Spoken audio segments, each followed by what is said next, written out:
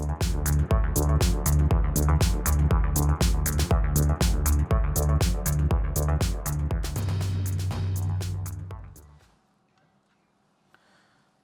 নয়, ক্ষমতাকে প্রশ্ন করাই গণমাধ্যমের কাজ।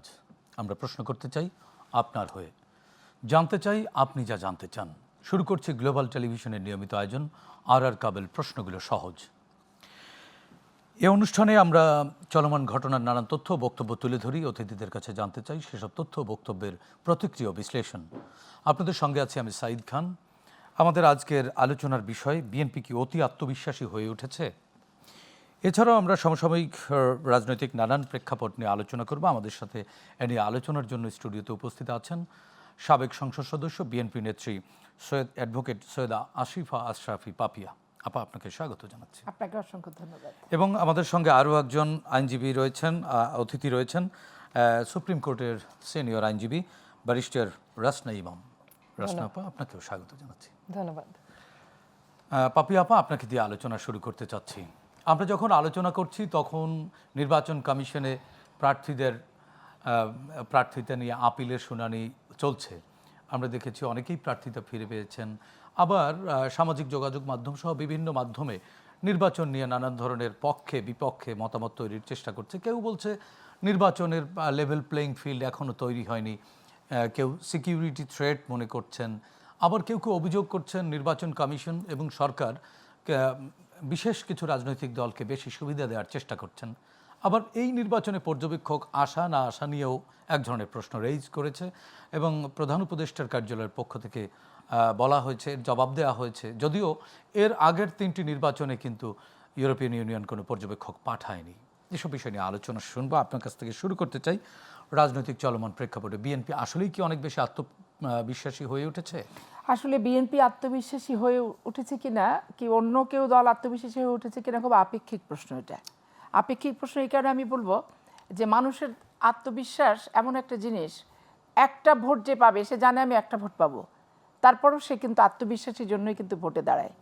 তারপরে জিততে পারবে না জেনেও বিগত দিনের একবারে মানুষের 72 সাল থেকে শুরু করে অদ্যাবধি পর্যন্ত জিততে পারবে না জানার পরও কিন্তু কথাবার্তা, বডি ল্যাঙ্গুয়েজ এত ব্যাপক যে রাষ্ট্রীয় ক্ষমতা দখলে করে বসে আছে অলরেডি, এরকম একটা ব্যাপার।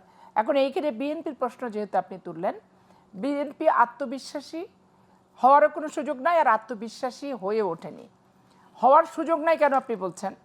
তার কারণ বিএনপির উপর যে ঝড়গুলো একটার পর একটা যাচ্ছে, এই ঝড়গুলো সামাল দিয়ে দলটাকে টিকিয়ে রাখাটা হচ্ছে প্রথম বড় দায়িত্ব, প্রথমত। দ্বিতীয়ত, নির্বাচন ছাড়া বাংলাদেশে কোনো সমাধান নাই। 15টা বছর থেকে বিএনপি একটাই দাবি ছিল, একটা স্বচ্ছ, সুন্দর, সুষ্ঠু, নিরপেক্ষ, নির্দলীয় নির্বাচন। সেই নির্বাচনের তফসিল ঘোষিত হয়েছে, প্রার্থী যাচাই বাছাই হয়েছে, বৈধ অবৈধ হয়েছে, আপিল পর্যায়ে আছে। এখন দেখবেন অনেক ইউটিউবে টকার থেকে শুরু করে, ইউটিউবার থেকে শুরু করে বাংলাদেশে অনেক যারা টক শো করেন নিজেদের চ্যানেলে, তারা অনেক বলতেছে যে না, এটার 12 তারিখে নির্বাচন হবে না। আমি গৌতম দাদার একটা টক শো শুনে আসলাম যে 12 তারিখে নির্বাচন হবে না। ইভেন তারা বলে দিচ্ছে যে হচ্ছে জামাত ইসলাম এবং এনসিপি স্বচ্ছ নির্বাচন হবে না, এই মর্মে তারা নমিনেশন প্রত্যাহার করে নেবে। এই কথাটা কিন্তু তারা বলে দিচ্ছে। আমরা অতি ধৈর্য এবং সহনশীলতার সাথে পরিবেশ পর্যালোচনা করছি। তার মানে কি ইস্যু তৈরি করে দেয়া হচ্ছে? ইস্যু তো অবশ্যই তৈরি করে দেয়া, স্পেস তৈরি দেয়। সরকার ইন্ধন যোগাচ্ছে এবং যারা এই সরকারের চালিকা শক্তি, সরকারকে আনার পরে প্রশংসা, আনার আগে প্রশংসায় পঞ্চমুখ ছিল, পীর পয়গম্বর উলিয়া উলিয়া হিসেবে এই সরকারকে দেশ জাতির সামনে উপস্থাপন, বক্তব্য, বিবৃতি, টক শোতে বলেছে, তারাই এই কথাগুলো কিন্তু তাদের মধ্যে আসছে। সরকারের পক্ষ থেকে তো এরকম কোনো কিছু বলা হয়নি। তাদের মুখ থেকে, আমি তো বললাম কাদের মুখ থেকে, তাদের মুখ থেকে এই কথাগুলি আসছে এবং তারা তো চ্যালেঞ্জ ছুড়ে দিচ্ছে যে বিএনপি হচ্ছে ক্ষমতা আসবে না বলে চ্যালেঞ্জ ছুড়ে দিচ্ছে। তো চ্যালেঞ্জ যে ছুড়ে দিচ্ছে, তো তাহলে আশাবাদী যে আপনার প্রশ্নটার সাথে তাদের চ্যালেঞ্জ করাটা বেসিক্যালি তো সাংঘর্ষিক হয়ে যাচ্ছে, তাই না? তারাই চ্যালেঞ্জ ছুড়ে দিচ্ছে বিএনপি ক্ষমতা আসবে না, তারাই আবার বলতেছে বিএনপি বেশি আশাবাদী হয়ে যাচ্ছে কিনা। বিএনপি দেখেন, বিএনপি এখনো কোনো ক্যান্ডিডেট বলেনি যে আমি এই জায়গায় নির্বাচিত হয়ে গেছি, আমি এটা হব। আপনি সিম্পল দেখেন, এই যে পাটোয়ারিকে সাদিক টাইম কি বলছে যে ইনশাল্লাহ তুমি আগামীতে এখানে এমপি হচ্ছ। আমরা কিন্তু এখন পর্যন্ত বলিনি আপনারা যদি ভোট দেন, ভাগ্যে যদি লেখা আল্লাহ রাখে তাহলে আমি দেন এমপি হব, হলে আপনারা আমাকে পরিচালিত মানে জনগণ যদি ভোট দেয়, হ্যাঁ জনগণ ভোট দেয়, আপনাদের দ্বারা আমি পরিচালিত হব। আপনাদের কাজ পার্লামেন্টে যে প্রতিনিধিত্ব করার চেষ্টা করবো, আপনাদের কাজের প্রতিনিধিত্ব করার। আপনি এই যে হান্নান মাসুদ থেকে শুরু করে, তারপর নাসিরউদ্দিন পাটোয়ারি থেকে শুরু করে, তারপরে এই যে কুমিল্লার হাসনাত আব্দুল্লাহ, একেবারে গায়ে মনে হচ্ছে পা দিয়ে গন্ডগোল করবে, জোর করে গাড়ি থামাচ্ছে ওই ভদ্রলোকের, বিএনপির যিনি নমিনেশন পান, বারবার এমপি হন, জোর করে গাড়ি থামাচ্ছে কাকা কাকা করে, মানে তাকে চিনতে হবে এরকম একটা ব্যাপার। এগুলো একটা এমপি কিন্তু ছ্যাবলামির ব্যাপার না। বিএনপির অনেক প্রার্থীও তো আছে, তারাও মাঠে এরকম কিছু অ্যারোগেন্সি শো করছে। সকল অ্যারোগেন্সির আমি বিপক্ষে। ভোট দেওয়ার মালিক হচ্ছে জনগণ, ভাগ্যে লেখার দায়িত্ব হচ্ছে আল্লাহর। এখানে আমার অ্যারোগেন্সির উপর তো নেগেটিভ হবে, পজিটিভ কিছু আসে না। আসে কি? তাহলে আমার অ্যারোগেন্স দেখা লাভ নেই। আর যারা ভবিষ্যৎবাণী করে বলছে যে বিএনপি ক্ষমতায় চলেই আসছে, ফেয়ার নির্বাচন হবে না, প্রশাসন অমক তমক ৭-১৭, তাদের উপলক্ষ করেই আমি বলছি যে এইগুলো অবান্তর প্রশ্ন। কিন্তু বেগম খালেদা জিয়া মারা গেছে, রাষ্ট্রীয় শোক বইয়ে স্বাক্ষর করতে বাংলাদেশের সকল রাজনৈতিক সংগঠন সহ প্রত্যেকে গেছেন। বেগম জিয়ার শোকে তো আসলে বিএনপি নেত্রী হিসেবে যায়নি, হ্যাঁ, জাতীয় এখন এইটাকে যদি বলা হয় যে নিরপেক্ষ নির্বাচন হওয়ার ক্ষেত্রে অন্তরায় শোক বইয়ের স্বাক্ষর আর শোক সন্তুষ্ট পরিবারকে সমবেদনা সান্ত্বনা দেওয়াটা, এক্ষেত্রে এটা তো রাজনৈতিক না, মানবিকতার পরিচয় হচ্ছে না। কিন্তু দেখেন জামাত আমি আরেকটা ছোট্ট কোশ্চেন আপনার সাথে যোগ করি, সেটি হচ্ছে যে আমরা যতটুকু বইয়ে পড়েছি সেটি হচ্ছে যে political leader is a vendor of dream, মানে একজন রাজনীতিবিদ হচ্ছে স্বপ্নের ফেরিওয়ালা। এখন কে কতটা অ্যারোগেন্সি শো করবে, কে কতটা প্রভাবশালী প্রতাপশালী, এগুলো শো করার চেয়ে তো স্বপ্ন, মানুষকে কত বেশি স্বপ্ন দিতে পারে, সম্ভাবনা দেখাতে পারে, সেগুলোই তো আসা উচিত, তাই না? সেগুলো আসা উচিত। তারপর এমন কোনো স্বপ্ন দেখানো উচিত না যেটা আদতে বাস্তব না। এখন আপনি যদি বলেন আমার 50 কিলোমিটার দূরে আমি 2টা মেডিকেল কলেজ করে দেবো, এটা আদৌ কি সম্ভব? প্রত্যেকটা জেলায় জেলায় সরকারি খরচে কি মেডিকেল কলেজ করা সম্ভব? সম্ভব না। ধরেন রাজশাহীতে একটা মেডিকেল কলেজ আছে, আপনি চাঁপাইনবাবগঞ্জকে সরকার একটা মেডিকেল কলেজ করে দেবো বললে তো হবে না, অপ্রাসঙ্গিক। এখন আমি যদি বলি যে আমার আন্তনগর একটা ট্রেন চলার মতো স্পেস আছে, আমার অবকাঠামো যা, এখন আমি যদি বলি যে আমি এমপি হলে 5টা ইন্টারস্টেশন থামাই দেব, মানে রাজনীতি তো জনগণকে নিয়ে, রাজনীতি জনগণকে নিয়ে, কিন্তু এমন করে প্রতিশ্রুতি দিব না যে প্রতিশ্রুতির অন্তরালে ধোঁকা শব্দটা উকি মারে। এরকম প্রতিশ্রুতি দেওয়াটা এরকম কেউ দিচ্ছে না, তো সব জায়গায় দিচ্ছে। আমি চাঁপাইনবাবগঞ্জে 3 আসনেই তো দেখছি, মানে কোনো ইস্তেহারই নাই, কোনো কথা তাদের নাই। বিএনপির পদপ্রার্থী কি বলতেছে তার কাউন্টার দেওয়াটা হচ্ছে তাদের কাজ। মানে আমি এই বিষয়ে আমাদের সাথে আরো একজন অতিথি রয়েছেন, ব্যারিস্টার রাসনা ইমাম, আপনার কাছ থেকে একটু শুনতে চাই।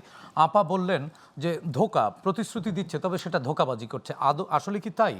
নির্বাচন মানে তো একটা ইশতেহার থাকা, একটা পরিকল্পনা থাকা, একটা ড্রিম দেয়া জনগণকে। সেই ড্রিম কি রাজনৈতিক দলগুলো দিতে ব্যর্থ হচ্ছে? এই বিষয়ে একটু আলোচনা শুনতে চাই। ধন্যবাদ। পাপি আপা অনেকগুলো পয়েন্ট কভার করেছে, তার মধ্যে অনেকগুলোর সাথে আমি পুরোপুরি সহমত পোষণ করছি। কিন্তু স্পেসিফিক আপনি যে প্রশ্নটা করলেন যে জনগণকে একটা স্বপ্ন দেখানো, স্বপ্ন শব্দটা হয়তো আমি ব্যবহার করতে চাইবো না, একটা ভিশন এবং একটা প্ল্যান, যে প্ল্যানের কথা বিএনপি চেয়ারম্যান বলেছেন ওনার বক্তব্যে। তো এখন তো নির্বাচন একেবারে অ্যারাউন্ড দ্য কর্নার। তো এই পর্যায়ে একেবারে আমরা নির্বাচনমুখী, পুরো নির্বাচনের মধ্যেই তো আছে, হ্যাঁ মধ্যেই আছি, কিন্তু শিডিউলের মধ্যে আমরা পড়ে যাচ্ছি এখন। তো এরকম একটা অবস্থায় ধরেন আমি একজন সাধারণ নাগরিক হিসেবে সিদ্ধান্তটা কিভাবে নেব যে আমি কোন দলকে ভোট দেব বা কোন দলের প্রার্থীকে ভোট দেব, জাজমেন্টটা করবেন। হ্যাঁ, জাজমেন্টটা করব। একটা ক্রিটিক্যাল ডকুমেন্ট যেটা এই জাজমেন্ট প্রসেসে আমাকে ইনফরমেশনগুলো দেবে, সেটা হচ্ছে ম্যানিফেস্টো বা ইশতেহার। আচ্ছা, বিএনপির একটা দল হিসেবে ইশতেহারে কি কি থাকতে পারে এ ব্যাপারে কিন্তু আমাদের সবারই একটা মোটামুটি ভালো ধারণা আছে। তারা 2-3 বছর ধরে তাদের 31 দফা প্রচার করছে, হ্যাঁ, হয়তো এরকমই কিছু একটা থাকবে। এবং এর ছাড়াও ওনারা সুনির্দিষ্ট বলেছেন যে আরো 8টা প্রায়োরিটি এরিয়ায় ওনারা ফোকাস করবেন ওনাদের ইশতেহারে। এবং শুধু এই না, আমাদের ধারণা আছে যে ওনারা ফার্মার্স কার্ড ইন্ট্রোডিউস করতে যাচ্ছেন, ফ্যামিলি কার্ড ইন্ট্রোডিউস করতে যাচ্ছেন, হেলথে ওনারা প্রাইমারি হেলথ কেয়ারে ফোকাস করতে যাচ্ছেন, এডুকেশনে করতে যাচ্ছেন। হ্যাঁ, আমার হয়তো দ্বিমত পোষণ করতে পারি যে এই পলিসিটা হয়তো ভালো হবে না, এটার দুর্বলতা আছে, বা এই পলিসিটা ভালো হবে, কিন্তু জামাত ধরেন ওনাদের মেইন প্রতিদ্বন্দ্বী তো জামাত হবে এই নির্বাচনে। জামাতের কোনো ধরনের পলিসি ইন্ডিকেশন বা জামাত কোন তাদের ইশতেহারে কি কি থাকতে পারে আমার চোখে কিন্তু কোনো ধরনের কেন আমরা তো আলাপ দেখেছি আলোচনা তারা তো করেনি। ঘোষণা দিয়েছে কল্যাণ রাষ্ট্র করবে এবং এগুলো আপনাদের তো নারীদের জন্য তো বেশ আকাঙ্ক্ষামূলক কথা। নারী বান্ধব একটা পরিবেশ পরিবেশ করবে, এগেন 5 আমি ঘন্টার বলবো বেশি যে কাজ এটা করতে হবে হচ্ছে না। উচ্চাকাঙ্ক্ষী বা আকাঙ্ক্ষামূলক ভাষা ব্যবহার করেছে যে নারী মর্যাদা নিশ্চিত করবে, নারীদের নিরাপত্তা নিশ্চিত করবে, কিন্তু আমার প্রশ্ন হচ্ছে কিভাবে করবেন, কিভাবে করবেন এই প্ল্যানটা কিন্তু আমরা না, কিন্তু বিএনপি আপনি থেকে কি কল্যাণ দেখতে রাষ্ট্র, আপনি পেরেছি। কি কল্যাণ রাষ্ট্রের কনসেপ্টে বিশ্বাস করেন না? কনসেপ্ট এক জিনিস, বাট কনসেপ্টটা বাস্তবায়ন কি হবে এই ধারণাটা তো আমরা ইশতেহারে কেন এক্সপেক্ট এখানে কি করি। অ্যাডপ্ট করা কি অনেক কঠিন হবে? কোনো কিছুই বাংলাদেশে অ্যাডপ্ট করা হয়তো সহজ হবে না, বিশেষ করে যদি আপনার কোনো ধরনের পরিকল্পনা না থাকে। আরেকটা জিনিস যে ইশতেহারে আর কিছু দিনের মাথায় কিন্তু ইশতেহার আসতে যাচ্ছে, আপনার কি কোনো ধারণা আছে সুনির্দিষ্ট ওনারা কি করতে চায় নারী মর্যাদা নিশ্চিত করার জন্য? আমার কিন্তু নেই, বা নারী নিরাপত্তা নিশ্চিত করার জন্য এগেন আমার কিন্তু নেই। এই যে ফ্যামিলি কার্ডের কথা ইনফ্যাক্ট ধরেন তারা বিএনপি কিন্তু যে কোনো বলছে, নারীকে মনোনয়নও দেয়নি এখনো পর্যন্ত, সেটা তো দেয়ই তাদের দল বা জোট। হ্যাঁ, কারণ ওনারা ধরেন প্রথম থেকে নির্বাচন হয়তো পেছানোর একটা অজুহাত হিসেবে সংস্কার শব্দটা ব্যবহার করেছে। সংস্কার, ন্যায় বিচার এগুলোকে নির্বাচনের মুখোমুখি করা হয়েছিল প্রথম থেকে, ধরেন পতনের পর থেকে এখন পর্যন্ত। তো এত সংস্কারমুখী যে দলটা নিজেকে উপস্থাপন করার চেষ্টা করছে, তারা তো এই নারী সংক্রান্ত অনেক কথাবার্তা বলেছেন, একজন নারী মনোনয়ন ওনারা দেননি। তো এইসব প্রশ্ন একজন নারী হিসেবে আমার মনে যাচ্ছে যে ওনারা কি করবেন, ওনাদের ইশতেহারে কি কি থাকবেন এখনো যদি আমার ধারণা না থাকে, তাহলে আদৌ কি ওনাদের কোনো সৎ উদ্দেশ্য আছে দেশের জন্য কিছু করা? সো এই ধরনের প্রশ্ন একজন সাধারণ নাগরিক হিসেবে আমার মনে যাচ্ছে এই পর্যায়ে। আর এই নির্বাচন রিলেটেড তো গণতন্ত্র বিরোধী বেশ কিছু শক্তি, আমি হয়তো নামগুলো নিলাম না, পাপিয়াপা অলরেডি কয়েকটা নাম মেনশন করেছেন, যে প্রথম থেকে আপনি দেখবেন যে একটা নির্বাচনের তাৎপর্য, একটা ডেমোক্রেসিতে কি হওয়া উচিত, সেটাকে কিন্তু নানাভাবে আন্ডারমাইন করা হয়েছে। যে এই যে সংস্কার না নির্বাচন, ন্যায় বিচার না নির্বাচন, যে এগুলো মনে হয় যেন একটা আরেকটার প্রতিপক্ষ, মুখোমুখি দাঁড় করানো হয়েছে। কিন্তু এগুলো তো প্যারালিও চলতে পারে, এবং নির্বাচনকে তো আমরা 15 বছর আমরা কোনো নির্বাচন ঠিক মতো পাইনি। তো এই পর্যায়ে এসে আমরা নির্বাচনকে কিভাবে আন্ডারমাইন করতে পারি, আর যদি করার অজুহাত বা পায়তারা আমরা দেখতে পাই, আমি তো আশা করব অন্তর্বর্তীকালীন সরকার এ ব্যাপারে কিছু শক্ত পদক্ষেপ নেবেন। তো এছাড়া আর আমার ন্যারেটিভ বিল্ডিং যে একটা চেষ্টা করা হচ্ছে, যে কথায় কথায় ওনাদের ইচ্ছে মতো কিছু না হলেই ওনারা বলবেন নিরপেক্ষ না সরকার, নির্বাচন হবে না, এই জিনিসটাকেও তো একটু কঠোরভাবে অ্যাড্রেস করতে হবে সরকারের। মানে সব কিছু ওনাদের পছন্দ মতো না হলেই যে নির্বাচন লেভেল প্লেইং ফিল্ড নেয়, ব্যাপারটা তো তা না। আরেকটি প্রশ্ন আপনাকে একটু যোগ করতে চাই। আপনি যেহেতু রাজনীতির বাইরের মানুষ, একজন সাধারণ নাগরিক, আমরাও সাধারণ মানুষ। নেপালের প্রধান উপদেষ্টা আজকে একটি কথা বলেছেন, সুশীলা কার্কি। তিনি বলেছেন নেপালকে বাংলাদেশের পথে যেতে দেয়া হবে না। সেখানেও কিন্তু 6 মাসের মধ্যে নির্বাচনের কথা। সুশীলা কার্কি এই কথাটির মাধ্যমে কি বোঝাতে চেয়েছেন, কি বার্তা দিতে চেয়েছেন যে বাংলাদেশের মতো পথে যেতে চান না? বাংলাদেশ তাহলে কোন পথে গেছে? যে আমি আশাবাদী মানুষ, সো আমি ভাবতে চাচ্ছি, বিশ্বাস করতে চাচ্ছি যে এখনো আমরা পুরোপুরি পথভ্রষ্ট হয়ে যাইনি। আমাদের একটা নির্বাচন, সুষ্ঠু একটা নির্বাচন হতে যাচ্ছে, কিন্তু তাই বলে আমাদের কিন্তু রিল্যাক্সড হয়ে যাওয়ার পরিবেশ এখনো সৃষ্টি হয়নি। হবেই বলে আমরা বসে থাকবো না, কিন্তু সুশীলা কার্কি সুনির্দিষ্টভাবে একেবারে স্পেসিফাই করেছেন 2-3টি জায়গা, যেমন অস্থিতিশীল পরিবেশের দিকে ঠেলে দেব না নেপালকে তারা, এবং অন্তর্বর্তীকালীন সরকারের সাথে রাজনৈতিক দলের যে আস্থা বিশ্বাস, এই বিশ্বাস তিনি ভঙ্গ করতে চান না, দিতে চান না, এবং সঠিক সময়ে জনগণের অংশগ্রহণে একটি নির্বাচন দিতে চান যাতে জনগণের মতামতের সঠিক প্রভাব বা সঠিক ফলাফল দৃশ্যমান হয়। একেবারে টু দি পয়েন্টে। তার মানে কি এই 3টি জায়গায় আমাদের প্রশ্নবিদ্ধ করে দিলেন না তিনি? কিছু দূর তো করেছে। সুশীলা কার্কির চেয়ে তো ডক্টর ইউনূসের প্যারামিটার অনেক উপরে গ্লোবাল র্যাঙ্কিং এ, আমরা যদি ধরে নেই। না, এখানে আপনি জিনিসটা তো কিছু দূর লজিক্যাল, যুক্তিসঙ্গত তো কিছু কথা বলেছেন উনি।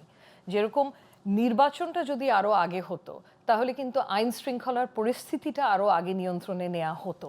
যেটা আমরা দেখেছি যে আইন শৃঙ্খলার পরিস্থিতি কিন্তু একেবারেই একটা পর্যায়ে নিয়ন্ত্রণে নিতে পারছিলেন না। এটা একটা দাবি দেওয়ার শহরের মতো হয়ে গেছিল। যখনই কিন্তু সবার মনে প্রশ্ন জেগেছে যে নির্বাচন হওয়ার জন্য যে পরিবেশটা দরকার সেটা কি আদৌ ছিল কি না। তো এই নির্বাচনটা যদি আগে হতো আমার বিশ্বাস পরিবেশ আরো ইউনিটি থাকতো বাংলাদেশে। রাজনৈতিক দলগুলো যে একটা ইউনিটির জায়গায় ছিল ঠিক পতনের পরপরই, সেটা কিন্তু আমরা হারিয়ে ফেলেছি এখন, সেটা বললেই চলে। এখন পুরোপুরি সাংঘর্ষিক একটা পরিবেশ হয়ে গেছে। সো নির্বাচনটা যদি আরো আগে হতো এটা হয়তো সৃষ্টি হতো না। আর নির্বাচন নিয়ে তো আমরা অনেকেই প্রথম থেকে অনেক ধরনেরই কথা বলেছি যে অ্যাট অল কস্ট নির্বাচন যাতে ডিরেইলড না হয়, কিন্তু অন্তর্বর্তীকালীন সরকারের অনেকজনের থেকেই তখন শুনেছি যে আমরা তো শুধু নির্বাচন দিতে আসিনি, আমরা সংস্কার করতে এসেছি। নির্বাচনই সমাধান, একমাত্র সমাধান না, এরকম। কিন্তু এখানে আমি একটা কথা বলবো, যে কোনো সংস্কারই টেকসই করতে হলে আপনার নির্বাচিত সরকার দরকার। আর ওনারা যে সংস্কার করতে এসছে এই ব্যাপারেও কিন্তু কোনো ক্লিয়ার ম্যান্ডেট প্রথম থেকে প্রায় শেষ পর্যন্ত ওনারা কাউকে দিতে পারেনি যে কতটুকু সংস্কার, কি সংস্কার। যে আপা আপনার কাছ থেকে শুনবো। পাপি আপা, আপনার কাছে একটি প্রশ্ন রাখতে চাই, সেটি হচ্ছে যে আমরা অভ্যুত্থান পরবর্তী বাংলাদেশে চেয়েছিলাম যে নতুন একটা বাংলাদেশ, এবং সরকারের পক্ষ থেকেও বলা হয়েছে যে আমরা ইতিহাস সৃষ্টি করব, আমরা এক ধরনের ঐতিহাসিক একটি নির্বাচন দেব। হ্যাঁ, আমরা ইতিহাস হয়েছি। নেপালের সুশীলা কার্কি আমাদেরকে এখন উপমার জায়গায় নিয়ে গেছেন। তাহলে এটি কি ইতিবাচক উপমা, না আমাদেরকে ছোট করা হয়েছে? এ প্রশ্নের উত্তর শুনবো ছোট্ট একটি বিরতি থেকে ফিরে। আমরা এ প্রশ্নের উত্তর শুনবো। দর্শক, আর কাবুল প্রশ্নগুলো সহজ নিচ্ছি, ছোট্ট বিরতি, আমাদের সঙ্গেই থাকুন।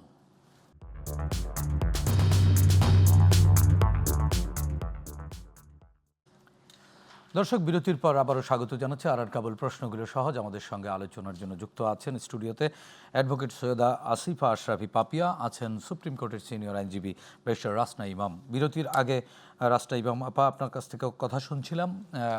পাপিয়া আপা, আপনার কাছে প্রশ্ন ছিল, আমরা ইতিহাস সৃষ্টি করতে গিয়ে সুশীলা কার্কির কাছে উদাহরণ হয়ে গেলাম।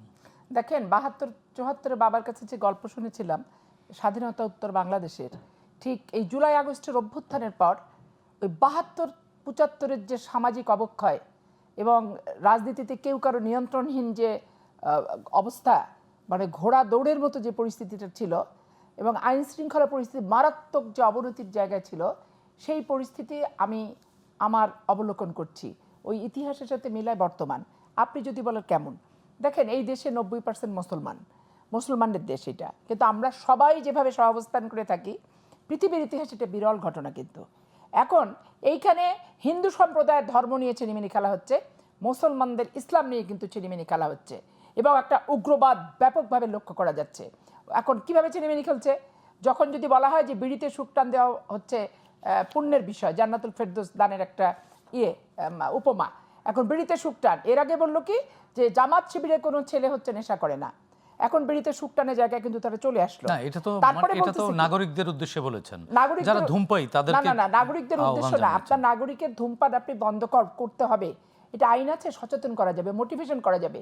কিন্তু আইন দিয়ে আপনি সিগারেট খাবেন না, ধূমপান করবেন না, এটা তো আইন প্রয়োগের কোনো বিষয় থাকছে না। এখানে আপনাকে সচেতন করার বিষয় থাকছে যে স্বাস্থ্যের জন্য তামাক হারাম, মানে ক্ষতিকর, আর বাংলাদেশের রাজনীতির জন্য, ইসলামের জন্য জামাত হচ্ছে একটা ক্ষতিকর জিনিস। এটা কিন্তু বর্তমানে অ্যাড হিসেবে দেখবেন বাংলাদেশে আসবে। কিন্তু আপা, এটা তো আপনি তো বিরোধী। হ্যাঁ জি, প্লিজ। এটাতে আমি ফেরত আসতেছি, বলার কারণটা কি? দেখেন কিছুদিন আগে আফগানিস্তান থেকে একটা হুজি নেতা আসছে, গভর্নমেন্টের কাছে কোনো ইনফরমেশন ছিল না, এবং গভর্নমেন্ট জানতো না যে বাংলাদেশে বিভিন্ন মাদ্রাসায় সে দেখা সাক্ষাৎ করে বেড়াচ্ছে এবং কি করছে জানতো না। পরবর্তী পর্যায়ে পত্রপত্রিকা আসার পর গভর্নমেন্টের কনসার্নটা আসলো, এবং তখন সে তার পিছনে কি করছে না করছে গোয়েন্দাবৃত্তি শুরু করলো। তাহলে একটা হুজি নেতা আসবে, সেখান থেকে সরকারের without permission, without knowledge, without information, তাহলে এই সরকার কি কেউ মানছে না? বিদেশও কি? আচ্ছা, এই একটা গেল। দ্বিতীয়ত দেখেন, এই যে আমি খুবই কালকে আহত হয়েছি, আমি সারা রাত ঘুমাইতে পারিনি কালকে। মানে এই ডাকসু চাকসু ইকসু আর ইসলামী ছাত্র শিবির যে এক একটা ঘটনা ঘটায়, আমার 86 থেকে 90 রাজশাহী বিশ্ববিদ্যালয়ে যা ঘটেছে, আমি এতদিন পর সেগুলোর প্রতিকৃতি আবার নতুনভাবে সেই নগ্ন ইতিহাসগুলো আমার চোখের সামনে আবার নতুন করে আসতেছে। চট্টগ্রাম বিশ্ববিদ্যালয়ের শিক্ষককে বিশ্বাস করেন যেভাবে হাত দিয়ে চেপে ওকে নিঃশ্বাস বন্ধ করে সেই শিক্ষকের আর্তনাদগুলোও কিন্তু ওকে মেরে ফেলতে যাচ্ছিল। কিন্তু মানুষ চলে আসাতে এমন ভাব দেখাচ্ছে, বলছে গলা ধরে স্যার কেন নামছেন, স্যার কি জন্য আসলেন, হল ত্যাগ করে কেন আসলেন, এই যে নাটকগুলো। আজকে আবার ওই টিচারকে নিয়ে দেখলাম যে লিফটে তুলে দিচ্ছে আরেকজন শিক্ষক, একটা মহিলা ইসলামী ছাত্রী সংস্থারই হবে সম্ভবত, হেজাব পরা অবস্থায় যেভাবে গায়ে হাত দিয়ে তাকে ধরতে যাচ্ছে, রীতিমতো মাস্তানি এবং রীতিমতো নোংরামি, রীতিমতো ননসেন্স। এবং শিবিরের জামাতের কেউ কেউ বলছে যে পুলিশ নিরপেক্ষ না, বাংলাদেশে সব পুলিশ বরখাস্ত করা হোক। তাহলে বাংলাদেশের সব পুলিশ বরখাস্ত করে জামাত ইসলামের পুলিশ দিলে সেটা কি নিরপেক্ষতা বহন করবে? বাংলাদেশের সব আমলা সরাই দিয়ে জামাত ইসলামের আমলা, ডিসি, এসপি, তারপরে ডিআইজি, বিভাগীয় কমিশনার দিলে সেইটা কি বাংলাদেশের নিরপেক্ষতা বহন করবে? বাংলাদেশের সমস্ত জুডিশিয়ারিতে সব বহিষ্কার করে দিয়ে শুধু জামাত ইসলামকে বসায় দিলে সেইটা কি নিরপেক্ষতার কোনো দৃষ্টান্ত স্থাপন করবে? কয়েক মাস আগে তো আপনারাও অভিযোগ তুলেছিলেন যে প্রশাসনের জামাত দখল করে নিয়েছে। দখল তো করেই নিছে ভাই, বলার তো অস্বীকার আমি করছি না, বলতে অস্বীকার আমি করছি না, সেটা বাস্তবিক। এবং আপনি স্বরাষ্ট্র উপদেষ্টার এপিএস যখন হয় একটা ইসলামী ছাত্র শিবিরের নেতা, আর হচ্ছে আরেকজন আছেন উপদেষ্টা, আরেকজন কেন প্রধান উপদেষ্টারও আমার এলাকার একজন শিবিরের নেতা, তার ওখানে তাহলে কি ছাত্র দলের হলে ভালো হতো? না, এটা ভালো হতো না। আমি আপনাকে ফ্র্যাঙ্কলি স্পিকিং, ছাত্র দল হলেও ভালো হতো না, শিবির হলেও ভালো হবে না। তাহলে একটা মাঝামাঝি পর্যায়ে আপনাকে যেতে হবে। এখন আপনি একে আওয়ামী লীগ, সেকে আওয়ামী লীগ, আওয়ামী লীগ তো নির্বাচন করছে না, নিষিদ্ধ ঘোষিত সংগঠন। তাহলে নির্বাচন নিয়ে তাদেরকে শাটারিং দিয়ে যদি আপনি প্রশাসনিকভাবে কি একবারে আওয়ামী লীগ মুক্ত প্রশাসন, আওয়ামী লীগ মুক্ত বাংলাদেশ, আওয়ামী লীগ মুক্ত 55,558 বর্গমাইল করা কি সম্ভব? আওয়ামী লীগ কি পেরেছিল বিএনপি মুক্ত বাংলাদেশ করতে? আওয়ামী লীগ কি পেরেছিল জামাত মুক্ত বাংলাদেশ করতে? তাহলে ওই জিনিসটাতে আমরা কেন যাব? আমাকে বলছে যে আমি আওয়ামী লীগের দোসর, কিন্তু সে মুখ থেকে যে আমাকে দোসর এই কথাটা বললো, এটাই কিন্তু আওয়ামী লীগের প্রতিকৃতি। এখন আপনি ভালো করে খেয়াল করে দেখেন, জামাত ইসলাম ছাড়া সবাই কাফের। জামাত ইসলামের কোরবানিটা আদম আলাইহিস সালামের কোরবানির চেয়ে সবচেয়ে গুরুত্বপূর্ণ। একে ধর্মের বিভাজন এবং গৃহযুদ্ধের দিকে ধাবিত হচ্ছে। আজকে মসজিদকে বিতর্কিত করছে, আজকে কোরআনের আয়াতের সঠিক ব্যাখ্যা যেভাবে আমির হামজা বলতেছে যে কোরআনে ভুল নাই, কে বলেছে? আমি তো দেখেছি 56 জায়গায় ভুল আছে। এখন আলেম ওলেমারা কি করে বসে আছে? তাকে তো রীতিমতো নিয়ে এসে জবাবদিহিতার ভিতরে আনা দরকার যে কোরআন আল্লাহর বাণী, সেখানে ভুল ধরতেছে আমির হামজা। আর আমির হামজার এই বক্তব্য বাংলাদেশের শায়েখ আলেম ওলেমারা কোনো বক্তব্য দিচ্ছে না। এটা হচ্ছে কি মৌলবাদের দিকে আমি বা আপনি আমরা কেউই আসলে ওইভাবে ধর্মগ্রন্থের পূর্ণ তাফসীর জানি না বা ব্যাখ্যাও দিতে পারবো না। আমরা রাজনীতির মধ্যে থাকি। ট্র্যাডিশনাল মুসলমান, জি, নামাজ বুঝি, জি, রোজা বুঝি, জি, হজ বুঝি, যাকাত বুঝি। আমার নায়েবে আমি লতিফুর রহমান চাঁপাইনবাবগঞ্জের বলছে যে তুমি বিএনপি করবা, হজ করবা, হজ কাজে লাগবে না। তুমি বিএনপি করবা, ওমরা করবা, এটা কাজে লাগবে না। তুমি বিএনপি করবা, কোরবানি দেবে, এটা কাজে লাগবে না। কিন্তু জামাত ইসলাম করে কিছু না করলে ওটা কি জান্নাতুল ফেরদৌস? জি আপা, আমরা ছিলাম সুশীলা কার্কির এই আলোচনায় ছিলাম যে তিনি আমাদেরকে কেন উদাহরণ হিসেবে, এটি রাষ্ট্র হিসেবে আমাদেরকে ছোট করেছে, আমাদের তো প্রতিবাদ জানানো উচিত ছিল। রাষ্ট্র হিসেবে ছোট করেছে, প্রতিবাদ জানাবে সরকার, কিন্তু রাষ্ট্র যে পথে ধাবিত হচ্ছে, সত্যিকার কথাটা যদি কেউ বলে ফেলে, এখন আপনি সেটা খারাপ দিকে ধাবিত হওয়ার পূর্বাভাস বলবেন না আমাকে ছোট করা হলো সেটা বলবেন? এখানে দুটো চিন্তা চেতনার বিষয় কিন্তু আছে। আজকে রাজশাহী বিশ্ববিদ্যালয়ের শিক্ষক পদ্ধতি আছে কিভাবে চাকরি নেবে, পদ্ধতি আছে কিভাবে একটা শিক্ষক বের হবে। ঢাকা বিশ্ববিদ্যালয়ের শিক্ষক কিভাবে থাকবে, কিভাবে যাবে, একটা পদ্ধতি আছে।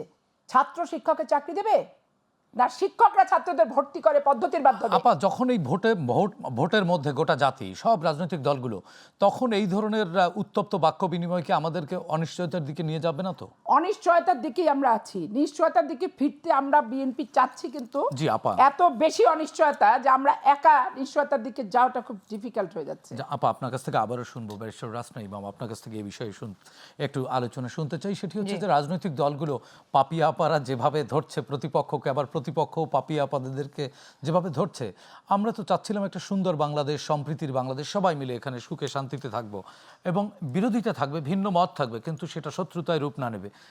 সেটি তো প্রত্যাশা ছিল। প্রত্যাশার কাছাকাছি আমরা কি যেতে পারবো? জি, সমস্যাটা হয়েছে যেটা আমি আগেও বললাম যে নির্বাচনটা যদি আরো আগে হতো তাহলে হয়তো এই ধরনের বিভাজন একটা সৃষ্টি হতো না। কিন্তু আমরা তো দেরি করেই ফেলেছি, কিন্তু এখন তো আমাদের সমাধানের দিকে যেতেই হবে। এখন এখানে অন্তর্বর্তীকালীন সরকার তো একটা বড় ধরনের ভূমিকা পালন করতে পারেন, যেটা আনফরচুনেটলি আমি দেখছি না ওনাদের পালন করতে। আর তাছাড়া মব ভায়োলেন্সের কথাটা যেটা আপনিও বললেন, পাপিয়া আপা বলেছে যে এগুলো যে ধরনের মব ভায়োলেন্স আমরা লেটলি দেখেছি, এটা তো আনফর্চুনেটলি আওয়ামী লীগের আমলেও আমরা দেখিনি।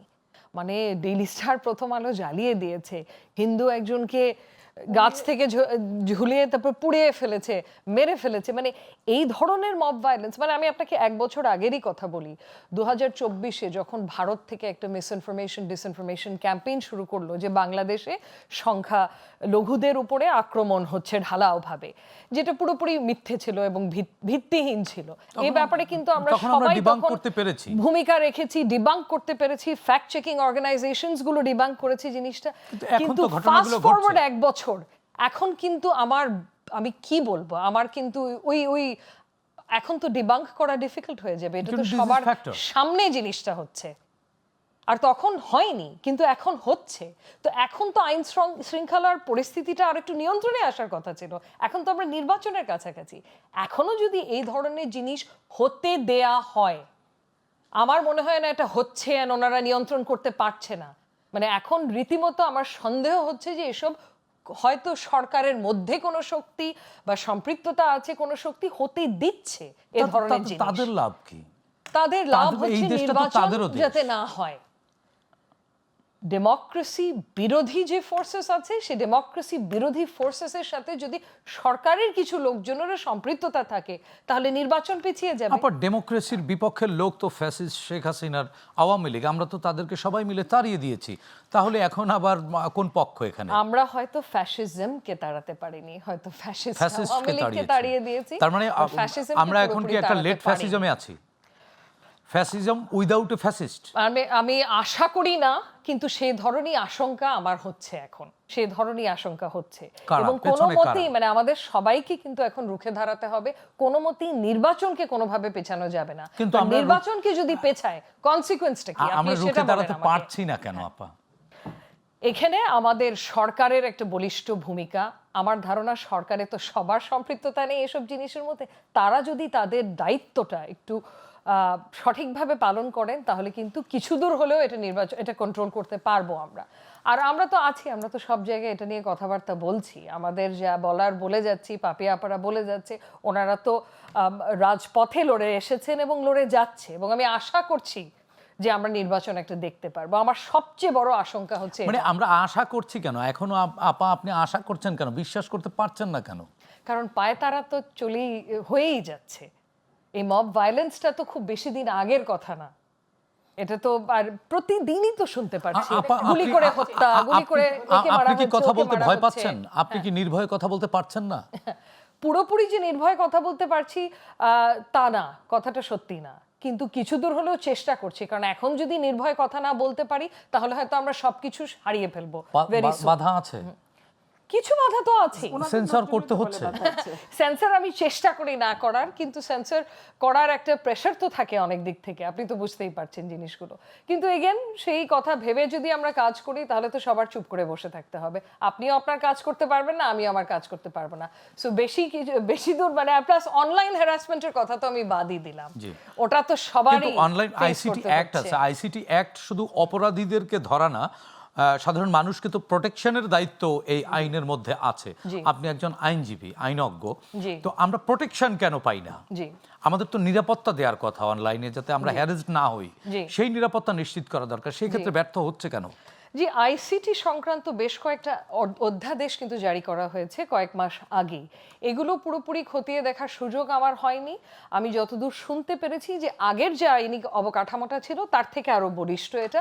কিন্তু হ্যাভিং সেড দ্যাট, এই অনলাইন হ্যারাসমেন্ট, বিশেষ করে যারা ধরেন নারী নেত্রীরা রাজনৈতিক দলের, বা যারা পলিটিক্যাল অ্যাক্টিভিস্ট, বা ধরেন যারা জনস্বার্থমূলক মামলা করে, আমার মতো আইনজীবী, আমরা কিন্তু অহরহ প্রতিনিয়ত ফেস করছি, বিশেষ করে কিছু দলের বট বাহিনীর আক্রমণ ডেইলি বেসিসে আমার যেটা ফেস করতে হচ্ছে। আর একটু প্রশ্ন করি, সেটি হচ্ছে আইন তো হচ্ছে জনগণকে সুরক্ষা দেওয়ার জন্য, তাহলে সুরক্ষা কি পাচ্ছেন? আপনি একজন আইনজীবী, একজন ব্যারিস্টার, আপনি যদি আইনজীবী হয়ে আপনি ভীতু থাকেন, তাহলে সাধারণ মানুষ যাবেটা কোথায়?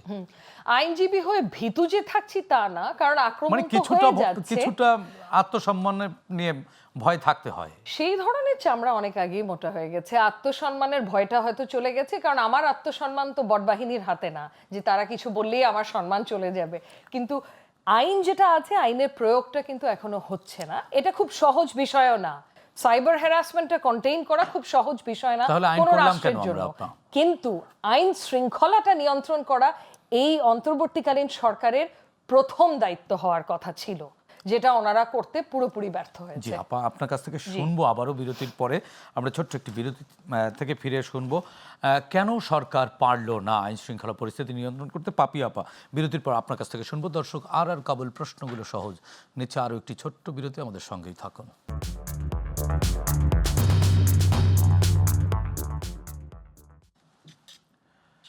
দর্শক, বিরতির পর আবারও স্বাগত জানাচ্ছি। আর কাবুল প্রশ্নগুলো সহজ ছিলাম আলোচনায়। পাপি আপা, বিরতির আগে আপনাকে প্রশ্ন রেখে গিয়েছিলাম, আইন শৃঙ্খলা পরিস্থিতি নিয়ন্ত্রণে সরকার সম্পূর্ণ ব্যর্থ হয়েছে। রাসনা ইমাম, ব্যারিস্টার রাসনা ইমাম এই অভিযোগ তুলেছেন।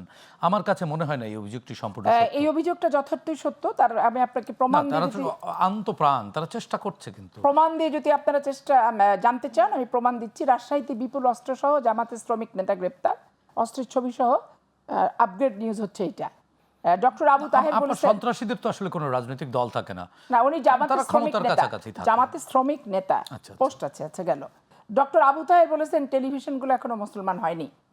আমি ডক্টর আবু তাহের যেহেতু ডাক্তার, আমি বলবো যে আপনি একটা বিশাল মাঠ, আবাহনী মাঠে এখন টেলিভিশনের কর্মকর্তা কর্মচারীদের ডেকে নিয়ে আপনি হাজাম হন। হাজাম হয়ে কিভাবে মুসলমানিত্ব করতে হয় আপনি করেন। কিন্তু ডক্টর আবু তাহের কাছে আমার প্রশ্ন যে আমার খুলনার নন্দী দাদার কি হবে? এই দাদাকে আপনি কি পদ্ধতিতে কি করবেন? দাদারও ধর্ম খেলেন, মুসলমানদেরও ধর্ম খেলেন, খেয়ে আপনি একটা একটা জায়গায় আছেন। এখন আপনি বলেন যে এখানকার যে আজকের প্রেস সচিব কি বলছে যে আইন শৃঙ্খলা পরিস্থিতি উন্নতি হচ্ছে। উন্নতির লক্ষণটা আপনার কি? অস্ত্রসহ গ্রেপ্তার, যুবদল কর্মীকে হত্যা করা হলো, ছাত্র শিবির জামাত ইসলামের দুই গ্রুপের চট্টগ্রামে অপরাধীদেরকে গ্রেফতার করতে পারা, এটা তো অবশ্যই সফলতা নাকি আপা? এটা তো হত্যা হয়ে যাওয়ার পর এটা ব্যর্থতা। পুলিশ যদি পুলিশ হয়, ঘটনা ঘটে যাওয়ার পর আসে সেই বাংলা সিনেমা আজকে থেকে তো দেখছি না, 40 বছর থেকে দেখছি ঘটনার পরে পুলিশ আসে। এখন আমি 2026 সালেও দেখবো ঘটনার পর পুলিশ আসে। এটা কি ভালো লাগে দেখতে প্রতিদিন? তাহলে ঘটনার আগে আসবে পুলিশ? ঘটনার কারা সন্ত্রাসী করছে তাদের নেটওয়ার্কে তাদেরকে ধরতে হবে, ধরার চেষ্টা করতে হবে, করে ঘটনা ঘটার আগেই সেই অ্যাকশনগুলো করতে যারা যাবে সেখানে তাদের তড়িৎ গতিতে অ্যাকশন বন্ধ করা দরকার। এক ধরনের ইন্টেলিজেন্স ফেইলিওর, প্রশাসনিক এবং গোয়েন্দা সবকিছু ফেলিওর, পাশাপাশি সরকার ফেলিওর। সরকারের সদিচ্ছা আছে কিনা এখানে একটা প্রশ্ন। এখন যখন তখন আমার মনে হয় কি সরকারের সদিচ্ছা আছে, কিন্তু অ্যাডমিনিস্ট্রেশনের মধ্যে যে সেই ফ্যাসিস্ট হেজিমনি, আচ্ছা আপনি ফ্যাসিস্টের প্রসঙ্গে আসলেন, আমি এখানে আপনাকে এটা বলতে চাই, বাই বার্ন ফ্যাসিস্ট আর ক্ষমতায় যাওয়ার পরে আমি ফ্যাসিস্ট হলাম, দুটার ভিতরে পার্থক্য আছে। আমার ছোট্ট কিশোরী চোখ দিয়ে আমি একটা এভিডেন্স দিয়ে প্রমাণ দিয়ে, আপনি আমাকে যদি 1 ঘন্টা 2 ঘন্টা সময় দেন, না আপা আপনি 2 মিনিট সময় দিন না, আজকে জামাত ইসলাম যে বাই বার্ন ফ্যাসিস্ট, আর আমি ক্ষমতায় গেলে ফ্যাসিস্ট হতে পারে বিএনপি বলে তার আশাবাদ ব্যক্ত করছে। এখন বাই বার্ন ফ্যাসিস্ট বেশি আরেকজনকে ফ্যাসিস্ট হতে পারে, এই মন্তব্য করা কি সঠিক? সন্দেহ তো যে কাউকে করা বলেন যে বাই বার্ন কিভাবে ফ্যাসিস্ট? জামাতের নেতা বলতেছে যে মসজিদে যদি কর্মী সভা করতে না দাও, দাড়িপাল্লার ভোট চাইতে না দাও, তাহলে এখানে আজানো হবে না, কোরআনও হবে না, নামাজও হবে না। তাহলে এটা কি ফ্যাসিস্টের লক্ষণ না? তারপরে মহিলাদেরকে বলতেছে যে দাড়িপাল্লায় ভোট দিতে বাধ্য, না দিলে তোমার জীবন থাকবে না। কেন? কে নেবে? তাহলে কেন এটা ফ্যাসিস্ট না? এটা ফ্যাসিস্টের লক্ষণ কিনা আপনি বলেন? আচ্ছা, আমি সামাজিক যোগাযোগ মাধ্যম থেকে আজকের এই সমস্ত প্রসঙ্গ নতুন, এটা গতকালকেরটাও না। তারপরে যদি বলে যে হচ্ছে নিজেরা সমস্ত কিছু সেট আপ করার পর দেখেন অমুক ক্ষমতায় আসবে, আরে তোমরা তো ক্ষমতা আসোই, তোমাদের তো ক্ষমতা আসোই, জামাত ইসলাম এনসিপি তো ক্ষমতাতে আছে, বাংলাদেশের 18 কোটি মানুষ এটাই কিন্তু বিশ্বাস করে যারা ক্ষমতায় আছে। আচ্ছা, এখন পায়ে পা দিয়ে গন্ডগোল করছে, মির্জা আব্বাস সাহেবের সাথে পায়ে পা দিয়ে গন্ডগোল করছে, আমাদের কুমিল্লার দেবিদ্বারে মঞ্জুরুল সাহেবের সাথে পা দিয়ে গন্ডগোল করছে। আপনারাও তো কম দিচ্ছেন। আমরা কারোর সাথে পায়ে পা দিয়ে গন্ডগোল করছি না। আমরা এই জুলাই আগস্টের পর থেকে অনেক ধৈর্য এবং নিজেকে নিয়ন্ত্রণ করে, কন্ট্রোল করে, মেজাজ, মর্জি, মুখের ভাষা সব কিছু নিয়ন্ত্রণ করে আমরা আছি।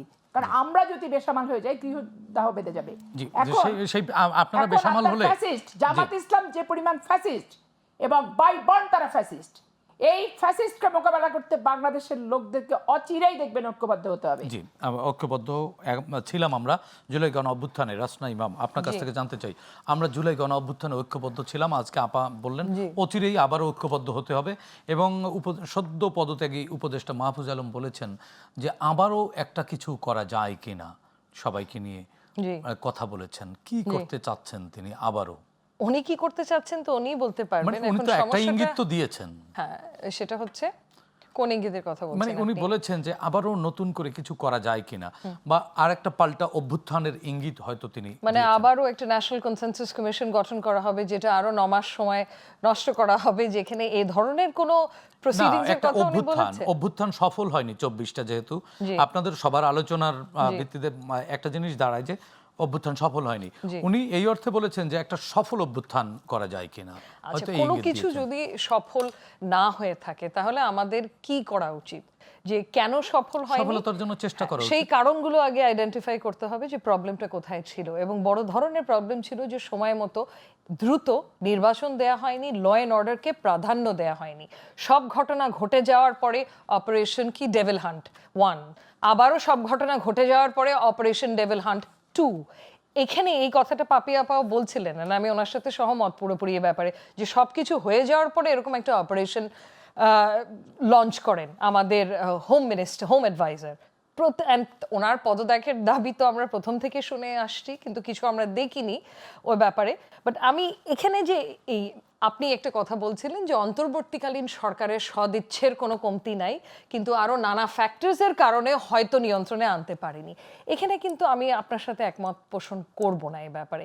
কারণ হচ্ছে প্রথমে কি হয়েছিল, অভ্যুত্থানের পরপর এটা একটা দাবি দেওয়ার শহরে পরিণত হয়েছিল। দুদিন পরপর সব ধরনের ইস্যু নিয়ে দাবি দেয়া হচ্ছিল, এবং আমরা দেখেছি যে যৌক্তিক হোক অযৌক্তিক হোক, অযৌক্তিক অনেক সময়ও দাবির প্রেক্ষিতে জিনিসপত্র বদলে গেছে, পরিবর্তন এসেছে, লেগেছে। সুপ্রিম কোর্টে পর্যন্ত মব পাঠানো হয়েছে, এবং এটা মোটামুটি আইন অঙ্গনে যারা আছে তারা সবাই জানে এটা অর্গানিক মব ছিল না।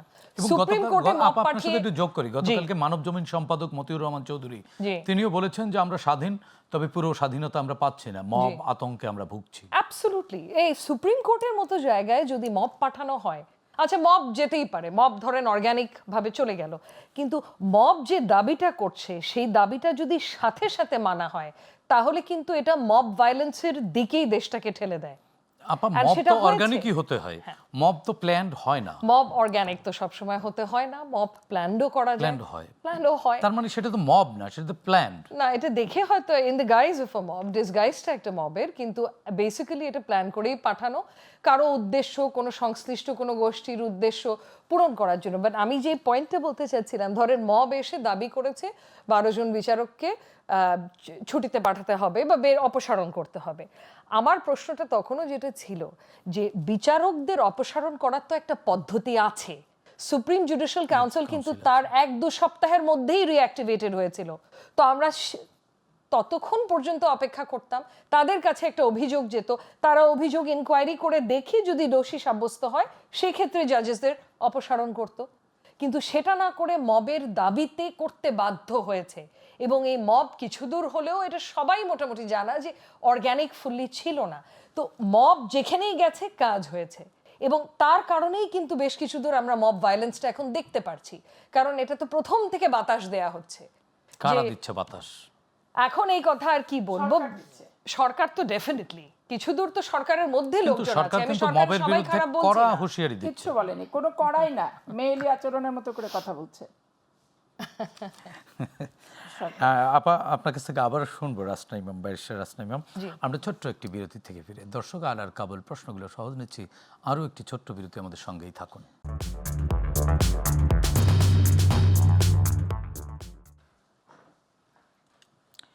দর্শক, বিরতির পর আবারও স্বাগত জানাচ্ছি আর কাবুল প্রশ্নগুলো সহজ। ফিরছি আলোচনায়। রাসনা ইমাম, ব্যারিস্টার রাসনা ইমাম, আপনার কাছ থেকে একটু আলোচনা শুনতে চাই। আমরা নানান ধরনের আলোচনা শুনলাম, আইন শৃঙ্খলা পরিস্থিতি, মব ভায়োলেন্স, নানান দিক। যখন ত্রয়োদশ জাতীয় সংসদ নির্বাচন চলছে এবং পতিত ফ্যাসিস্টের দোসররা এই নির্বাচনকে ভ্যান্ডালাইজ করবার নানান ষড়যন্ত্র করছে বলে সরকার, রাজনৈতিক দলগুলো কিন্তু অভিযোগ তুলছে। ঠিক আজকে সুপ্রিম কোর্ট মানবতা বিরোধী অপরাধে এই 24-এর গণ অভ্যুত্থানে এক আসামিকে আজকে জামিন দিয়েছে। জি কি বলবেন? জি, এটা আমার ধারণা আন্তর্জাতিক অপরাধ ট্রাইব্যুনাল দিয়েছে, সুপ্রিম কোর্ট অ্যাজ সাচ দেয়নি। অ্যান্ড জামিন তো আমাদের অধিকার, এটা একটা লিগ্যাল রাইট, যেটাকে কিন্তু পুরোপুরি কি বলবো আন্ডারমাইন করা হয়েছে গত গণঅভ্যুত্থানের পর থেকে এখন পর্যন্ত। কারণ সব কিছুকে একেবারে বেইল দেয়াই যাবে না, এটা তো করা যায় না। অ্যান্ড অনেক ক্ষেত্রে করা হয়েছে। বিশেষ করে এটা কেন আশঙ্কাজনক, কারণ হচ্ছে গিয়ে মিথ্যা মামলার ঝড়ও কিন্তু আমরা একটা দেখেছি। আমি তো একজন আইনজীবী, আমরা কর্পোরেট কমার্শিয়াল আইন প্র্যাকটিস করি, তো আমার অনেক বিজনেস ক্লায়েন্টস আছে, কর্পোরেট ক্লায়েন্টস আছে যাদের এগেনস্টে মিথ্যা মামলা ঠুকে দেওয়া হয়েছে। তাদের রাজনীতির সাথে কোনো ধরনের সম্পৃক্ততা ছিল না। অনেকে হয় না যে আচ্ছা হয়তো ব্যবসায়ী, বড় ব্যবসায়ী হওয়ার কারণে সরকারকে সাপোর্ট তাও করেছে, না, এটা পার্সোনাল কোনো ভেন্ডেটার জন্য, যে হয়তো বিজনেস রাইভাল একটা মিথ্যা মামলা ঠুকে দিয়েছে, তাও জেসে মামলা না, হত্যার মামলা বা অ্যাটেম্পটেড মার্ডারের মামলা গণহারে ঠুকে দেওয়া হয়েছে। আর মামলা বাণিজ্যও হয়েছে, আমরা সেটাও জানি, যেটাও কিন্তু নিয়ন্ত্রণ করতে পুরোপুরি ব্যর্থ ছিল অন্তর্বর্তীকালীন সরকার। অ্যান্ড এই ধরনের ঝড়, মিথ্যা মামলার ঝড় হয়তো এর আগে আমরা কখনো দেখিনি। সো এই প্রেক্ষাপটে যদি বেল দেওয়া বন্ধ করে দেয়, তাহলে আপনি ন্যায় বিচারটা কোথায় হচ্ছে? আবার তো ভয়ও পাচ্ছেন আপনারা যে ইলেকশন ভ্যান্ডালাইজ করে দিতে পারে। না না না, ডিপেন্ডস। এটা তো জাজ সাহেবের সামনে সবকিছু থাকবে, যে কি ধরনের মামলা আনা হয়েছে, কি ধরনের এভিডেন্স আছে। যেখানে কোনো ধরনের এভিডেন্স নাই, আপনি কিভাবে বেইল ডিনাই করতে পারবেন? নিশ্চয়ই আদালতে বিচারাধীন বিষয়, আমরা এর বেশি আলোচনা আর না করি। পাপি আপা, আপনার কাছ থেকে একটু আলোচনা শুনতে দেখেন, চাই। সবচেয়ে প্রবলেম আছে আমরা বিএনপি যারা করি আর সমস্ত বাংলাদেশের মিডিয়া, সেটা ইলেকট্রনিক বলেন আর প্রিন্ট মিডিয়া বলেন, আজকে জামাত 18-20 বছর কেন 50 বছর আমি কোনো টক শোতে তাদের আসতে দেখিনি। তারা নতুন নতুন কিছু টকার হয়েছে, টকার এসে প্রথম তারা অ্যাঙ্করের সাথে ক্যাচাল করতেছে। যদি হয় মহিলা অ্যাঙ্কর, তারা তো কথাই নাই, ট্রলের শিকার হবে এবং তার বিরুদ্ধে লেগে যাচ্ছে মনে হচ্ছে ইট পাথর সব ভেঙে চুরে ফেলে দিবে। তাহলে যাদের টলারেন্স নাই তারা কিসের রাষ্ট্রীয় ক্ষমতা? যাদের টলারেন্স নাই কিসের রাজনৈতিক দল? যাদের টলারেন্স নাই তারা আবার কিসের ফ্যাসিবাদের বিরুদ্ধে স্লোগান দেয়? আমার দেশ নয়া দিগন্তকে যখন ধরছে সম্পাদককে, আমি নিজে রাত্রেবেলা কাউরান বাজারে গেছি, সারা রাত বসে থাকছি, ডিবি অফিসের ওখানে যে বসে থাকছি। নয় দিগন্তের 80 বছরের সম্পাদককে ধরছে, প্রতিবাদ করতে করতে না ছাড়া পর্যন্ত মুখের ফেনা তুলে দিছি। অথচ ডেইলি স্টার আর প্রথম আলোকে যেভাবে একবারে ওপেনলি হুকুম দিয়ে, সুনির্দিষ্ট করে হুকুম দিয়ে যারা পাঠালো, সেই সুনির্দিষ্টভাবে যারা হুকুম দিল তাদেরকে কিন্তু ধরা হয় নাই এখনো আইনের অন্তরালে। ইনফ্যাক্ট গণমাধ্যম কিন্তু এখনো এক ধরনের ভয়ের মধ্যে আছে, ভয়ের ভিতরে সবগুলো গণমাধ্যম। আবার আপনি যদি জামাত ইসলামের কোনো ছেলেকে টক শোয়ে না ডাকেন, বলে যে তাহলে সমতল না। তো তোমরা আসলে তো মারামারি শুধু করছো না, লাইভ রিক্স হয়ে যাচ্ছে, মপ করছো, রাত্রেবেলা যে খুন খারাপি করবা না তার নিশ্চয়তাটা কি? ডেইলি স্টার আওয়ামী লীগের সনালে পড়ছে, প্রথম আলো আওয়ামী লীগের সনালে পড়ছে। আমি নিজে দেখছি 116টা মামলা নিয়ে মাহফুজা নাম আর মতিউর রহমানরা কোর্টের বারান্দার দৌড়াইছে। শেখ হাসিনার বিবৃতি আমার মনে আছে যে ডেইলি স্টার, প্রথম আলো জাতির শত্রু, গণতন্ত্রের শত্রু, আওয়ামী লীগের শত্রু। এবং প্রেস ক্লাবে পোস্টার দেখছি আমি, তাদের মৌলবাদ বলে ফাঁসি তাদের গলায় জোড়ায় বিচার দাবি করছে। আজকে ডেইলি স্টার, প্রথম আলো কি নিরপেক্ষ, সৎ, নির্ভীক, বস্তুনিষ্ঠ, তুলনামূলকভাবে সংবাদ পরিবেশন করে জন্য কারোর বিপক্ষে গেলে গায়ে ঝাল ধরে? তো গায়ে ঝাল যদি নিয়ন্ত্রণ করতে না পারো, রাজনীতিটা করতে হবে কেন?